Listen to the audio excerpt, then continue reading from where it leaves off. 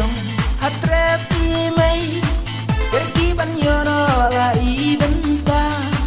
ibabannya ban ya sarengkan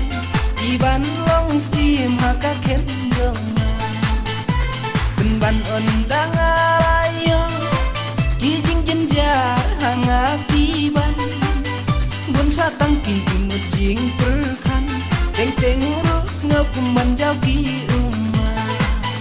bun satang kijing mujing perkan teng teng urus ngapumban jauh ki rumah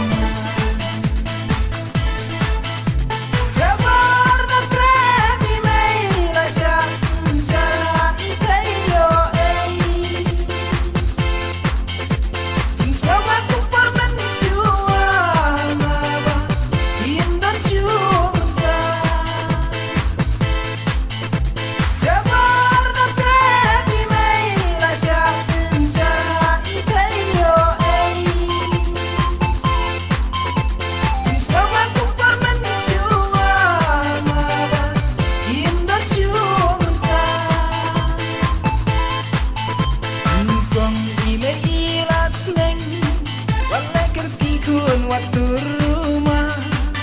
yokin ngataka basni akur yokin babi undara dir kapo aba itu nadia usi